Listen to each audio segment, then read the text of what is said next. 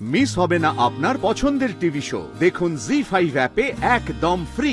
পর্ণা এটা বুঝে গেছে যে অভিষেককে কিডন্যাপ করেছে, অ্যাকচুয়ালি সে অভিষেককে মারতে চেয়েছিল। এই কেস করছে সেটা বুঝলো কি করে? বিকজ শি ইজ আলোক পর্ণা দত্তা। দেখ দাদা, ভাগ্যের ওপর কি কারোর হাত থাকে বলতো? আচ্ছা থাক না, এমনিতেই ও যথেষ্ট টেন্সড রয়েছে, তারপর এই সমস্ত কথা বলে ওকে টেনশনে ফেলার কোনো প্রয়োজন নেই। আমার মনে হয় কি যা ঘটে চলেছে এখানে, এর থেকে ভালো ও আপনাদের ওখানেই থাকুক, তাতে আমার টেনশনটা একটু কমবে। তবে অভিষেক, এত কিছুর মধ্যে আমার ভরসার জায়গা কোনটা জানো তো? কোনটা?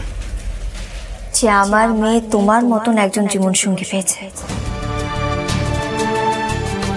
কি বলছেন আপনি? আমি তো কিছুই করতে পারলাম না।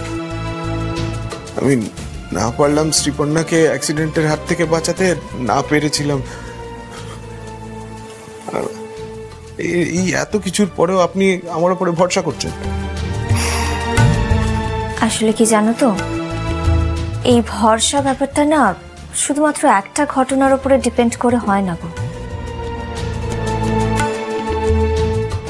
আরে পর্ণা আবার গেল কোথায় বলো তো? রাতটা বাড়ার আগে তো মেয়েটাকে নিয়ে বাড়ি ঢুকতে হবে। মেজবাকে আমার মনে হয় পর্ণা অভিষেকের সঙ্গে কথা বলতে গেছে। ও আচ্ছা, হ্যাঁ। এই বাবার বাবা, এই পর্ণা ওই অভিষেকের সাথে কি কথা বলতে পারে বলো তো? আমি কি হাত গোনা জানি নাকি? ওরা ঘরের বাইরে দাঁড়িয়ে কি কথা বলছে আমি এইখানে দাঁড়িয়ে দাঁড়িয়ে বুঝবো কেমন করে? আচ্ছা ঠিক আছে, তুমি মন খারাপ করো না অভিষেক। আমি জানি আমার মেয়ের খেয়াল রাখতে তুমি সক্ষম, আমার সেটা নিয়ে কোনো সংশয় নেই, আমি বিশ্বাস করি সে কথা। আসলে ব্যাপারটা কি বলতো, আমি কদিনের জন্য পুটিকে নিয়ে যাচ্ছি, পুটি একটু সুস্থ হয়ে গেলে আমি আবার ওকে এই বাড়িতে ঠিক পাঠিয়ে দেবো। কিন্তু এই কাজটা কে করলো সেটা তো আমি... যেই করুক না কেন, তাকে তো আমি খুঁজে বার করবই। উফ, এই মহিলা তো বড্ড চালাচ্ছে।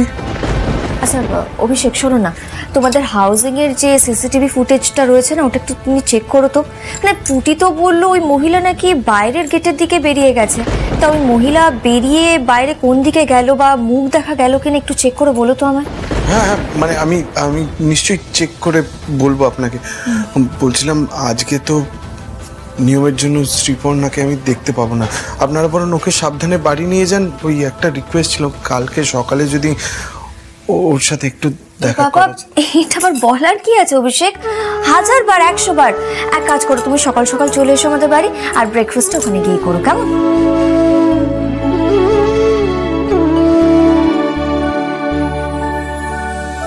তাহলে উঠি। তুমি রুচি একটু ওকে ধরো। পুটিমা আস্তে আস্তে আস্তে আস্তে পা দিবি, সাবধানে। চলো একটা একটা একটা করে পা, একটা করে পা ভর দিবি। আরে আরে বাবা, এটা কি লাগান লেগেছে? হ্যাঁ সাবধানে, কি সাবধানে, আস্তে সাবধানে। ছোট খোকা, তুই আমাদের বড় গাড়িটা করে ওনাদেরকে ছেড়ে দিয়ে আয়। না না থাক না, ওসবের কোনো দরকার নেই। না না, দরকার আছে। দেখুন না, এতক্ষণ আপনি যা বলেছেন আমরা শুনেছি, কিন্তু এইবার আপনাকে মানতে হবে আমি যা বলছি। দেখুন আমার বৌমা অসুস্থ, আর এই অবস্থায় আপনারা ওই গাড়ি ডেকে যাবেন, এটা হয় না। হ্যাঁ আমি যাচ্ছি, গাড়ি বের করছি, আপনারা সবাই বৌদিকে নিয়ে আসুন। হ্যাঁ হ্যাঁ যা। বেশি বৌদি নেওয়াটা হয়েছে। ইস, ভাবলাম নতুন বৌদির সাথে কত গল্প হবে। আচ্ছা সেসব না হয় পরে হবে, তুমি শুধু ঠাকুরের কাছে প্রার্থনা করো তোমার নতুন বৌদি যেন সুস্থ হয়ে তাড়াতাড়ি বাড়িতে ফিরে আসে। আমার নিজেরও খুব খারাপ লাগছে গো মালতী, কিন্তু তুমি দেখো আমি খুব তাড়াতাড়ি ফিরে আসবো। আস্তে আস্তে আস্তে আস্তে সাবধানে। কি করছো তুমি? তোমার কোমরে এত ব্যথা, এই অবস্থায় কেউ নিচু হয়? আপনারা সাবধানে থাকবেন। আমরা তো সাবধানেই থাকি, শুধু তোমাকেই দেখে রাখতে পারলাম না। তোমার অপেক্ষায় থাকবো, ফিরে এসো। আপনি চিন্তা করবেন না, আপনার বৌমাকে আমি ঠিক সময় মতন দিয়ে যাব। আসি।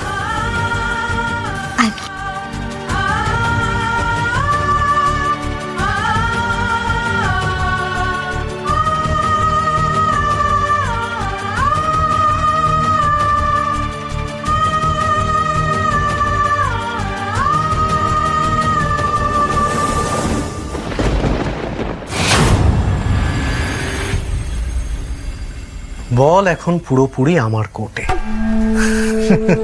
বউ ভাতের অ্যারেঞ্জমেন্টের জন্য দিয়েছিল, অর্ধেক সরিয়ে দিয়েছি, বলেছি অ্যাডভান্স পেমেন্ট হয়ে গেছে তাই ফেরত দেওয়া যাবে না।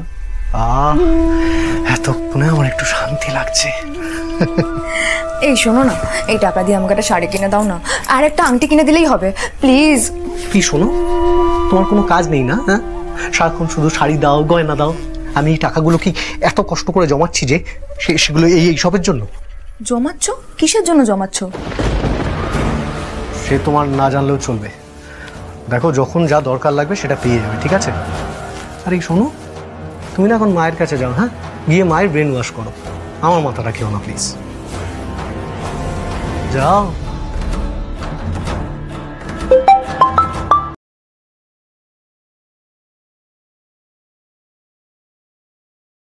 হ্যালো মিনা ম্যাডাম, আপনার কাজ কিন্তু হয়ে গেছে। এক রাতের মধ্যেই ওকে বাড়ি থেকে তাড়িয়ে ছেড়েছি। বেশি আনন্দ করো না, লাফালাফি করো না, বন্যা কিন্তু তোমাকে বাগে বাগে মারবে। হ্যাঁ, কেন, কিছু বুঝে গেছে নাকি? বন্যা এটা বুঝে গেছে যে বাড়ির কেউই কাজটা করেছে। সে বুঝুক না, বুঝুক। সিঁড়িতে যখন ওই তদারকি করতে গেছিল তখনই তো সেটা বলেছিল। আরে বাবা, বিয়ের সময় আমাদের বাড়িতে অনেক লোকের যাতায়াত হচ্ছে, তাই এরকম কাজ কে করেছে সেটা ধরা কমপ্লিটলি ইম্পসিবল। তাই আপনি কোনো টেনশন করবেন না Meena madam. Confidence is good, but over confidence is dangerous. Do you know one thing? Panna এটা বুঝে গেছে যে বিসিককে কিডন্যাপ করেছে অ্যাকচুয়ালি সিও বিসিককে মারতে চেয়েছিল। এই কেস করছে সেটা বুঝলো কি করে? Because she is Alok Panna Datta. My God. আচ্ছা মিনা ম্যাডাম, ও কি পার্টিকুলারলি কাউকে সন্দেহ করছে নাকি? আই ডোন্ট নো, বাট তোর কথা শুনে আমার মনে হয়েছে যে ও সন্দেহ তোমাকে করছে। হোয়াট? ডাইরেক্টলি কিছু বলছে না, but I know her very well. ও কিন্তু এবার তোমার পেছনে পড়ে যাবে, so be alert Amlan. Alert? ওর নাকে তলা দিয়ে এত কিছু করে দিলাম, ও আর কি করবে? অমলান, ওকে লাইটলি নিও না, তাহলে কিন্তু মরবে। মিনা ম্যাডাম, যে আমাকে লাইটলি নেবে সে মরবে। এক চান্সে ওর মেয়েকে বাড়ি থেকে তাড়িয়ে ছেড়েছি, ওকেও এক চান্সেই সাবার করে দেব।